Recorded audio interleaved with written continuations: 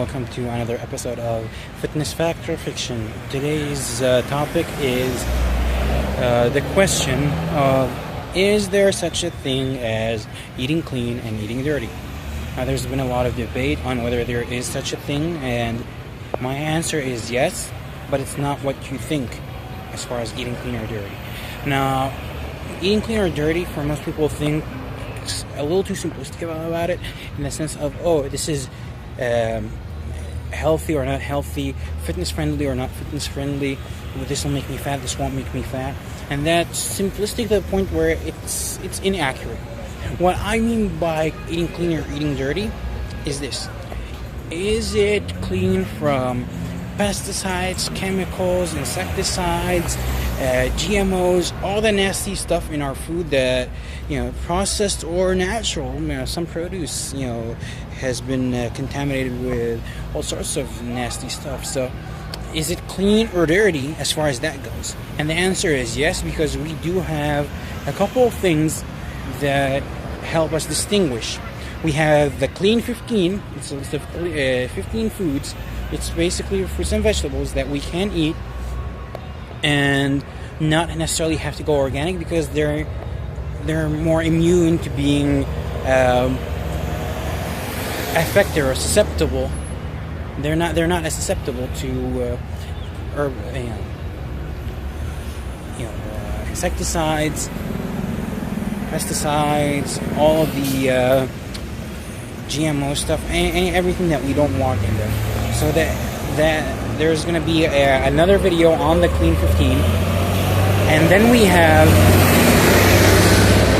the Dirty Dozen. It's a dozen foods, mostly fruits and vegetables, that is very, very highly likely to be contaminated with the pesticides and insecticides, all that chemical processed, crap that we don't want in there.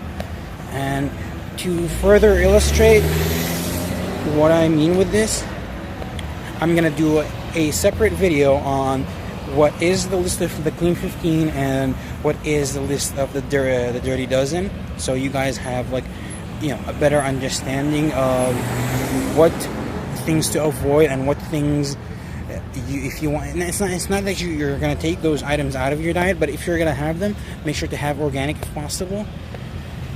And eating clean as far as meats, chicken, turkey, beef, pork.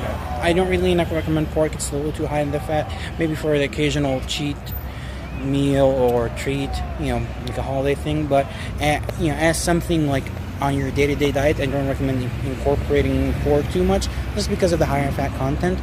But as far as the meats and the poultry, I recommend that you go USDA certified organic. That's what classifies as clean. As far as the fish goes, I highly recommend looking at the levels of mercury contamination in seafood and fish. Tuna is something that I would only use as a last resort, especially the canned stuff. Canned stuff, yeah, it can be useful here and there for a quick meal on the go, but it's not something that you want to include on a regular basis. Fresh fish whenever possible, and always whenever possible, always go for a wild caught fish, not a farm raised fish. Why? Because again, the level of contamination and the level of contamination high, the nutrition value is low.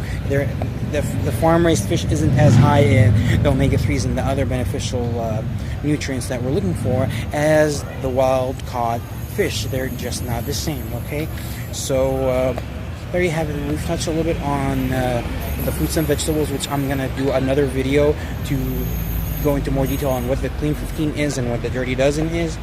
And we've also mentioned that the meats and poultry need to be organic, USDA certified for it to be considered clean. Now, this is, if you don't go organic with the meat, it's obviously not the end of the world, but it's a better option for being healthier and having more longevity, just for overall health in the long term. So think of it not just as a right here, right now, but think of it as a longer term investment in your health and in your well-being. Like we said, the fish needs to be wild caught, not farm raised, and that's kind of the lowdown on what I wanted to share with you guys as far as eating clean and eating dirty. So now you know what's dirty and what's clean, and what the preconceived notions or the misconceptions that are common in the fitness and health realm hopefully are much clearer to you now. And with this being said, until next time, stay well, stay strong, stay smart.